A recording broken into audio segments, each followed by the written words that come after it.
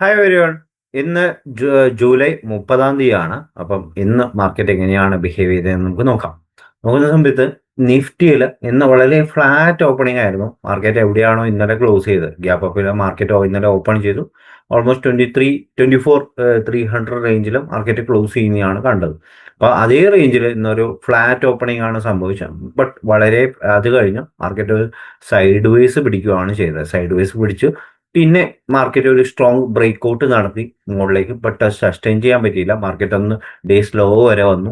Market പിന്നെ അവിടെ നിന്ന് തിരിച്ച് കയറി ഓൾമോസ്റ്റ് 24,300 മുകളിൽ മാർക്കറ്റിന് ക്ലോസ് ചെയ്യാൻ സാധിച്ചു.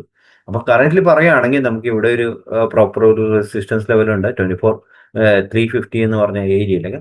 അവിടം വരെ മാർക്കറ്റ് എത്തിയില്ലെങ്കിൽ പോലും ഓൾമോസ്റ്റ് 24,300 മുകളിൽ മാർക്കറ്റ് കുറച്ചു നേരം സസ്റ്റെയിൻ ചെയ്തു. ബട്ട് ആ ഒരു റേഞ്ച് തന്നെ ക്ലോസ് ചെയ്യാനും സാധിച്ചു. അപ്പോൾ കുറച്ച് ഒരു ബുള്ളിഷ്നെസ് മാർക്കറ്റിൽ കാണിക്കുന്നുണ്ട്.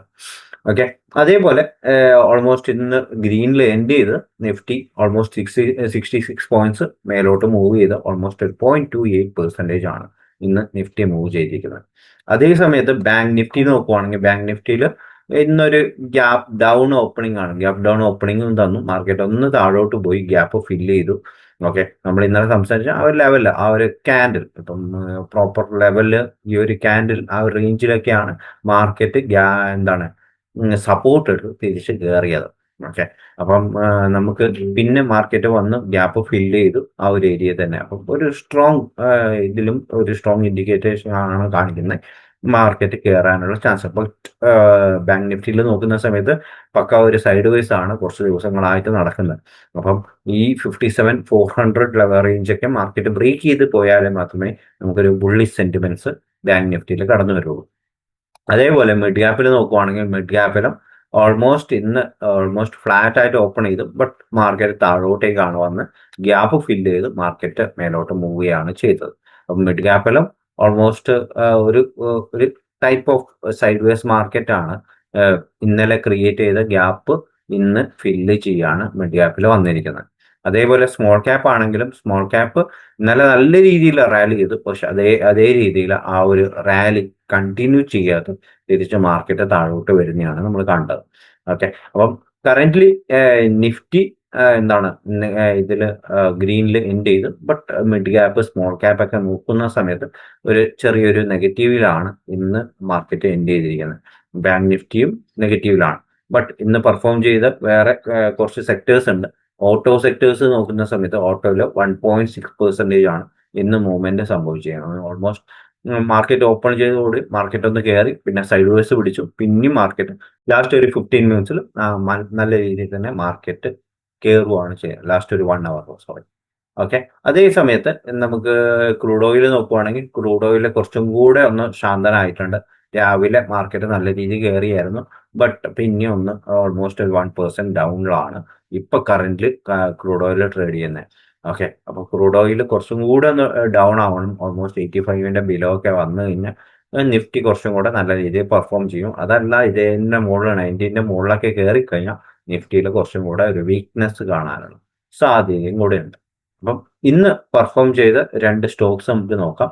ബാലകൃഷ്ണ ഇൻഡസ്ട്രീസ് ആണ്. ഇന്നലെ നൈറ്റ് ഇതിന്റെ റിസൾട്ട് കാര്യങ്ങളൊക്കെ വന്നിരുന്നു. അപ്പം ഇന്ന് മാർക്കറ്റിൽ ഒരു ഗ്യാപ്പ് അപ്പ് ഓപ്പണിംഗ് ബാലകൃഷ്ണ ഇൻഡസ്ട്രിയിൽ വന്നു.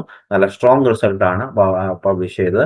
അതുകൊണ്ട് ഓൾമോസ്റ്റ് ഒരു 10.8% ബാലകൃഷ്ണ ഇൻഡസ്ട്രിയിൽ മൂവ് ചെയ്തിട്ടാണ് ഇന്ന് മാർക്കറ്റ് ക്ലോസ് ചെയ്തിരിക്കുന്നത്. അതേപോലെ റെഡിങ്സ്റ്റണിലും അതേപോലെ ഇന്നലെ റിസൾട്ട് ഉണ്ടായിരുന്നു. അത് മാർക്കറ്റിൽ ഒരു ഗ്യാപ്പ് അപ്പ് ഓപ്പണിംഗ് സംഭവിച്ചു. മാർക്കറ്റ് നല്ല രീതിയിൽ ഓൾമോസ്റ്റ് 18% മൂവ് ചെയ്തിട്ടാണ് പിന്നെ ഒരു 8% ഒരു 10% ഡ്രോപ്പ് ചെയ്തിട്ട് ഓൾമോസ്റ്റ് 8%-ൽ ഇന്ന് മാർക്കറ്റ് എൻഡ് ചെയ്തിരിക്കുകയാണ്. അപ്പോൾ ഈ 2 സ്റ്റോക്കാണ് മേജർ ഇന്ന് നിഫ്റ്റി 500ൽ മൂവ് ചെയ്ത 2 സ്റ്റോക്സ്. 10% എബോവ് അല്ലെങ്കിൽ 8% ആ റേഞ്ചിൽ നിന്നത്. ഓക്കെ, അപ്പം കറന്റ് നോക്കുവാണെങ്കിൽ നിഫ്റ്റിയിൽ നോക്കുവാണെങ്കിൽ ഓൾമോസ്റ്റ് ഒരു സൈഡ് വേസ് മൂവ്മെന്റിന് ചാൻസ് ഉണ്ടോ എന്ന് പറഞ്ഞാൽ ഈ ഒരു ഏരിയയിൽ മാർക്കറ്റിംഗിനെ സസ്റ്റെയിൻ ചെയ്യുകയാണെങ്കിൽ സൈഡ് വേസ് ഉണ്ടാവാൻ ചാൻസസ് ഉണ്ട്. അതല്ല ഈ ഒരു ലെവൽ 24,350 ഒക്കെ സ്ട്രോങ് ആയിട്ട് ബ്രേക്ക് ചെയ്യുകയാണെങ്കിൽ മാർക്കറ്റ് നെക്സ്റ്റ് ലെവലായ 24,500ലേക്ക് മാർക്കറ്റ് മൂവ് ചെയ്യാനുള്ള ചാൻസസ് ഉണ്ട്. അപ്പം നാളെ നമുക്ക് ഈ ഒരു ലെവൽ ടെസ്റ്റ് ചെയ്യുന്നതും അതേപോലെ ഈ ഒരു ലെവൽ ബ്രേക്ക് ഔട്ട് ചെയ്യുന്നതൊക്കെ നമുക്ക് നാളെ കാണാൻ പറ്റും. അതേപോലെ അതില്ലെങ്കിൽ മാർക്കറ്റ് ഒരു ഗ്യാപ്പ് ഡൗൺ വല്ല ഓപ്പൺ ആകുകയാണെങ്കിൽ ഈ ഇന്നത്തെ ഡേയ്സ് ലോ മാർക്കറ്റ് ഒന്നും കൂടെ ഒരു സപ്പോർട്ട് എടുക്കാൻ ഈ ഒരു ഏരിയയിൽ സപ്പോർട്ട് എടുക്കാൻ ചാൻസസ് ഉണ്ട്. അപ്പം ഈ ഒരു ലെവൽ 24 230 200 എന്ന് പറഞ്ഞ ആ ഒരു ലെവലും കൂടെ ഒരു സപ്പോർട്ട് ചാൻസസ് കാണുന്നുണ്ട്. അപ്പം കറന്റ്ലി ഈ ലെവൽ നമുക്ക് എടുക്കാം.